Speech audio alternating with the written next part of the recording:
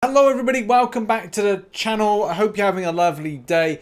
This is my second video of today, and have you found the moment when you say got a pet cat or something where it just flings its tail constantly in your face and you're just trying to get on with your day? Well, it seems to be the case with this one. I'm only kidding. Yes, because this is meant to be a humorous start to a video.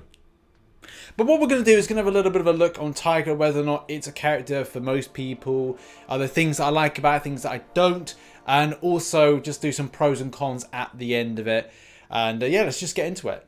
Whether or not the switching tail and the tennis-like or ping-pong type effect to the tail is something that you like, dislike, or whatever, the character is pretty well built. Obviously, a lot of people have talked about the fact that it's not basically like the comic book version, and in this day and age, I think it causes more offense to do the more scantily clad version than it would do to do this version. So I think Kabam, obviously, and with the changing kind of ways of comic books, which, let's face it, more modern day would see a version like this as opposed to the old, well, bikini version. It does seem to be like the better way for Kabam to go in this to just avoid trouble. Now, I will go deep diving into some of the synergies, which will probably be videos that I'll post towards the end of the week or the weekend. Obviously, do bear in mind with a new update, there's a lot to cover. There's synergies that look quite fun for the likes of War Machine, Hawkeye, and other things as well. I'm pretty excited to kind of check out some of these and like just see if they're kind of much fun. I must admit though, for some of the stuff that Tigra has from an interaction point of view, don't really feel like, well, there's much to them. And is there any point to them? I don't know, I kind of feel there's not really much point. If you look at this big game hunters, when fighting large and extra large champions, increase the duration of rupture effects by 25%. Effectively, there are some good champions to bring onto the team, but there's also some like average champions that you wouldn't necessarily put in a questing team. And as well, with a lot of the content that's currently out nowadays, you wouldn't likely take in a Vulture, a Howard the Duck, your Black Panther Civil War, Hawkeye. To a degree, there is some utilization with that, and War Machine. Yeah, okay, you could say that the Feline Possession, which is nullifying against unstoppable buffs while the opponent suffers from effects of rupture, can be quite handy. And as well, if you've got lanes where you've, in Alliance War, when you're going up against certain champions that have that unstoppable lane, I think it's lane 4 or path 4, the fact is that can be quite helpful. However, though, if you stick a champion that's got something, it's like the Thing. If you put the Thing on there, then chances are it would be of more value to take in a bleed champion. I had a similar thing recently. I decided to use a Warlock and wait out the unstoppable side of things, but there are other options to that. So yeah, I'm not a massive fan of the synergies, even though they look to be quite helpful. I just wouldn't really kind of agree with putting together a synergy team around some of these champions because they're not really some of the best. One thing that is really handy is if you go up against the Mystic Ward node or buff, whatever you want to call this.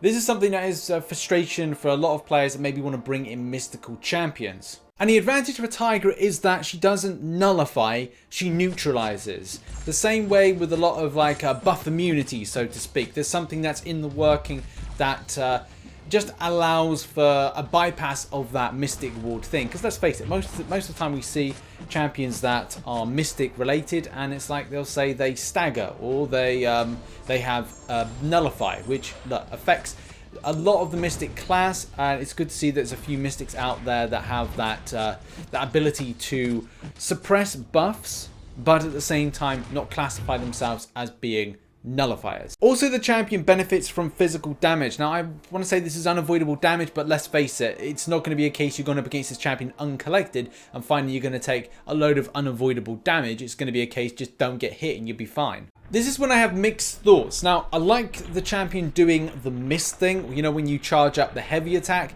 and then what you do is you're able to miss things like projectiles and, say, really difficult unavoidable things like the SP1 from Punisher. The SP1, well, you can avoid it from Winter Soldier if you're kind of like good with the evade, but the fact is it's all about avoiding those projectiles.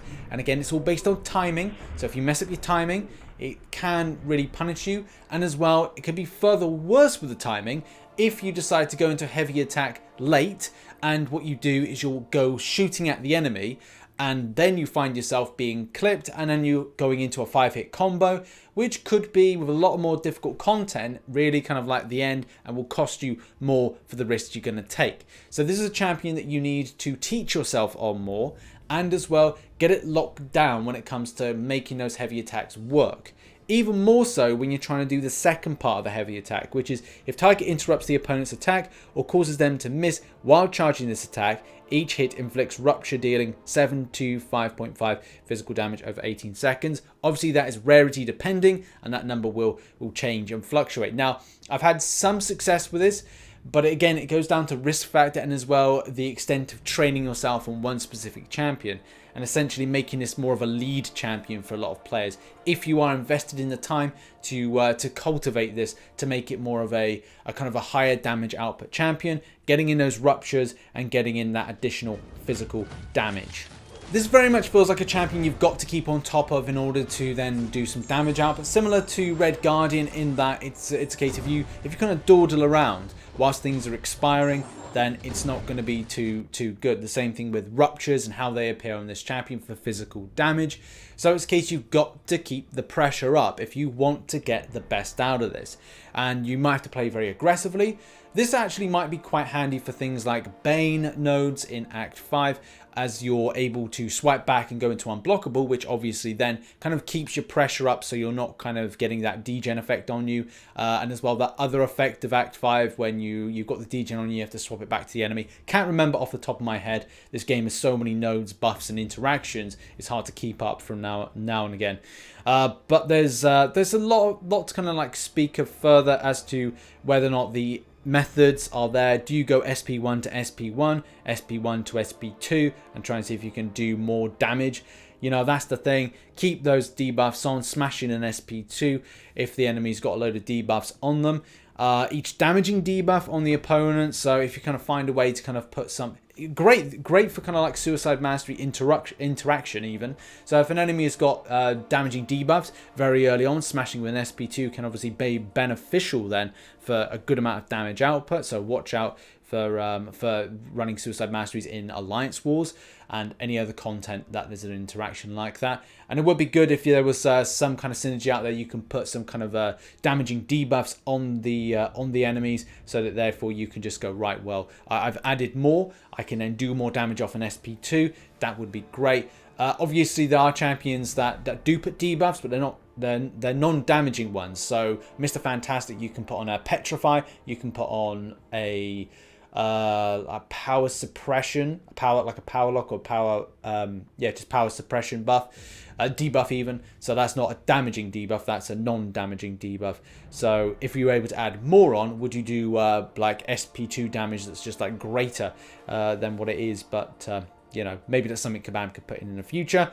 The SP3 didn't really kind of mess around with, but it seems to be alright-ish. Inflict a non-stacking indefinite rupture, dealing 72.55 physical damage, 0.5 every 7.5 seconds. The rupture is removed and reapplied each time Tigra lands an unblockable strike. So that could be a method that you could use. You could like go to the SP3, restack it, because it's indefinite. So there's different ways. Depends on the length of the fight as to where you want to play. Okay, so here's the thing. If you're expecting God tier level damage, I don't think you're going to see it. Are you going to have to work hard for it? Yes, that does seem to be the case, especially with a lot of champions in the last, say, 2 to 3 months.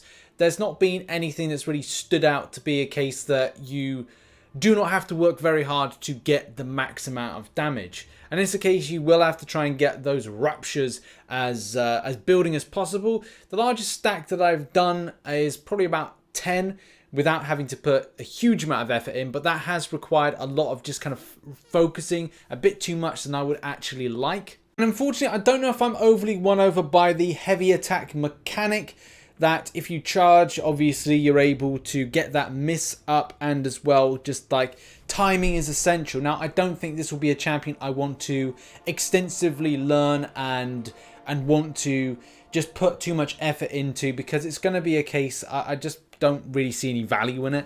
Now, one thing I did like is a physical damage side of things, because it was a case it's not something like a poison, a bleed, or anything else out there currently, like a degen. It is something different, physical damage, and it is kind of like, because it's not on a certain effect, and it can mean it's handy against certain nodes that maybe would be very restrictive to things like poison immunity or bleed immunity or some other kind of immunity. Either way, there's also something else that I didn't like, the fact that the heavy attack kind of just prep. Yes, okay, it's good. Yes, you know what you get with it, but at the same time, I just don't really resonate with it, because it does change a lot of the play style, and it's that thing. Yes, it's good to have something that's a difference of a play style, but it doesn't really speak to my own play style and my own enjoyment of the game. And that shouldn't really take away from anyone else's experience. It's just what I personally feel is something that I'm not going to change the way I play for one specific champion, and the same thing with a lot of champions as well. So yeah, Tigra, I think is a champion not for me personally. I do see some value maybe in like the questing side of things, with like weird nodes, weird interactions you might see, and as well maybe difficult kind of projectiles when it comes to special attacks. And maybe something that this was built for was maybe some future content, maybe some Act 6 stuff. Who really knows? I like some of it, but it's not a champion for me. The playstyle, the mechanics are good, but again, there's stuff that damage output could be so much better, and so much more to this character. But what are your thoughts? Put it in the comment section down below, and we'll do some synergy deep dives maybe over the weekend and see if there's anything there that's worth looking into, and fun exhibition based play. But in any case, thank you very much for watching this video.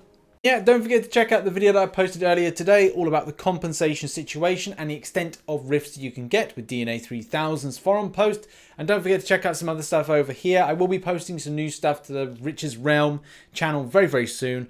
But I need to find a game that I think people are actually going to want to watch and as well interact with. But yeah, that's another story for another day. Thanks for watching. See you in the next one. Bye-bye for now.